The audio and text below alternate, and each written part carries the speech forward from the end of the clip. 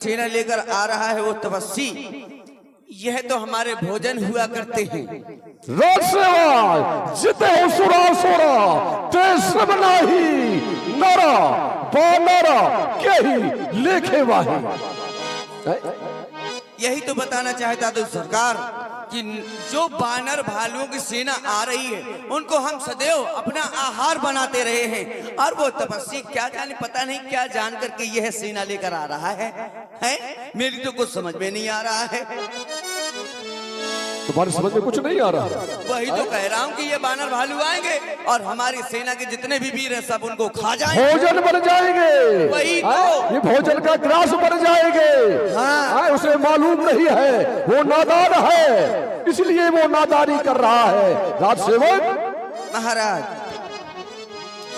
अवसर जान विभीषण आवा, भ्राता चरण शीश तेहि नावा,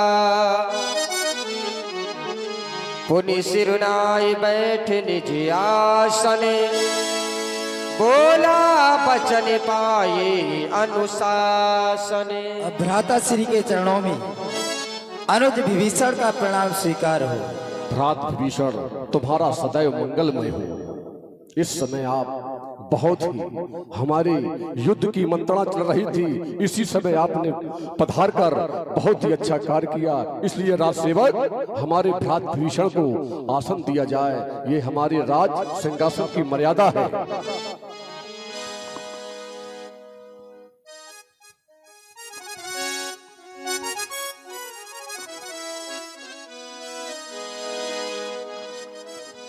भ्रात विभीषण, इस समय हमारे मंत्रणा चल रही थी कि शत्रु पक्ष इस समय सिंधु के इस उस पार आ चुका है।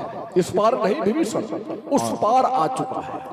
तो हम ध्यान दीजिए, आप हैं हमारे मधु राजा देव सिंह प्रधान जी, बुधौरा से।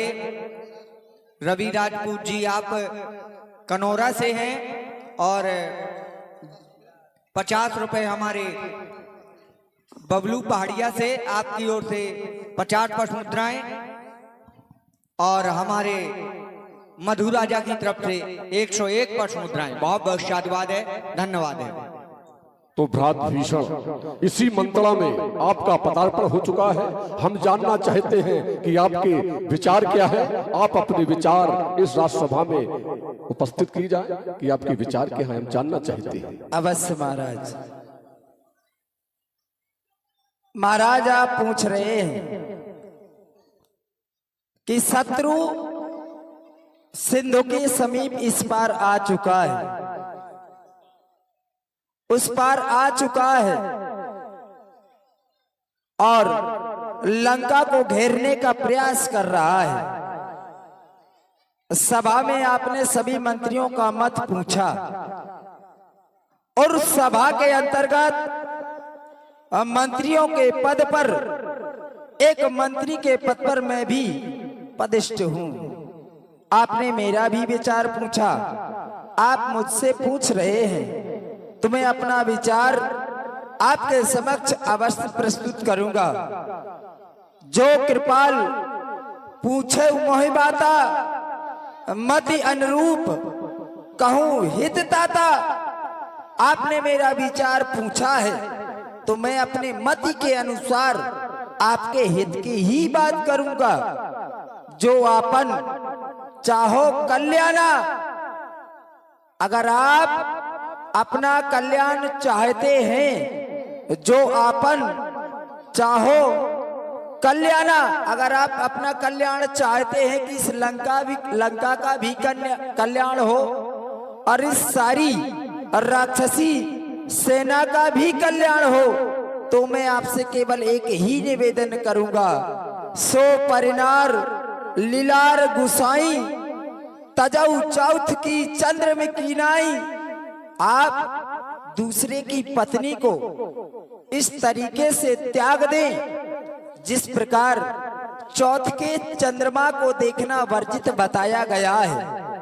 आप ठीक उसी प्रकार दूसरी की पत्नी को त्याग दे। क्यों? क्योंकि व्यक्ति के जीवन में जब भी काम, क्रोध, मद, लोभ, जब व्यक्ति के जीवन में इनका समावेश होता है तो व्यक्ति का जीवन पतन के गर्त की ओर चला जाता है।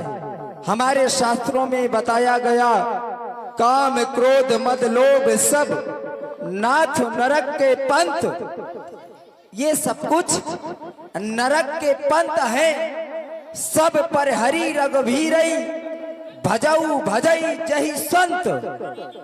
इन सबसे बढ़कर के रघुवीर जी हैं, आप उनका भजन करें।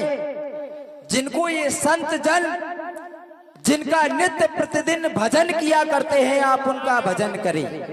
शायद ही आप ये भूल रहे हैं, अगर आज शत्रु की सेना समुद्र के पार उस पार आ पहुंची है, उसका मूल कारण आप हैं। अगर आपके द्वारा सीता का हरण ना होता तो आज ये जो लंका पर जो आपातकाल के बादल छाए हुए हैं, ये स्थिति आज नहीं आती। और आप हैं जयसिंह पटेल दिदवारा निवासी, इनकी तरफ से 51 पुष्प मुद्राएं। और आप हैं RS कॉन्वेंट आवासीय स्कूल पनवाड़ी, इनके प्रबंधक हैं जितेंद्र मिश्रा जी एवं राजेश राजपूत जी, इनकी तरफ से 51 पुष्प मुद्राएं प्रदान हो रही हैं। बहुत बहुत धन्यवाद। महाराज, अगर आज लंका पर आपत्ति के बादल छाए हैं तो मूल रूप में हैं आप। अगर आपके द्वारा ऐसा कृत्य ना किया जाता, सीता को हर करके लंका में ना लाया जाता, तो आज जो ये सारी राक्षस समाज पर मृत्यु के बादल मंडराए हुए हैं, लंका पर आपत्ति के बादल छाए हुए हैं, आज ये समय ना आता। आप राम को केवल नरभूप समझ रहे हैं। क्या राम केवल इन सांसारिक राजाओं के समान है? तो ना महाराज, राम कोई नरभूपाल नहीं है। तात राम नहीं नर भूपाला, भुवनेश्वर कालहु कर काला। वो तो कालों के भी काल हैं। 14 भुवन एक पति होई, 14 भुवन में एक पति होता है। 14 भुवन एक पति होई, भूत द्रोह तिष्ठई नहीं सोई। फिर आप पूछ रहे हैं कि अपना मत प्रदान करो। मैं तो आपसे यही करूंगा कि आप प्रभु श्री रामचंद्र जी का भजन करें और माता जानकी को आप राम को सौंप दे, इसी में आपकी भलाई है। विभीषण, बहुत सुंदर, हमने आपको आसन दिया है, आपसे हमने राय पूछी है, लेकिन जो सलाह है आप आज दे रहे हैं हमें, व्यास जी, जो सलाह है आज हमें आप दे रहे हैं कि 100 पर नार लिलार गोसाई तजऊ चौथ चंद की। तो जिस समय मैं नारियों का हरण किया करता था, देव दक्ष गंधर्व नर किन्नर नाग कुमार और जीत बरी निज बाहुबल बहु सुंदर वरनार, उस समय तूने मुझे नहीं रोका, किसी ने नहीं रोका कि रावण नारियों का हरण करना पाप है, और मैंने तेरा विवाह भी उस नारी से करवाया, उसे लड़कर लाया, हरण करके लाया, मैंने तेरा विवाह ही करवाया। तब तूने रावण को नहीं रोका कि भैया ये गलत है।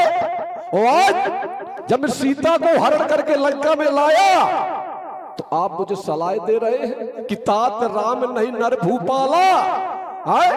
और ये रावण कौन है? अरे वो भूल गया भीषण, अरे तू तो मेरा भाई है, छोटा है?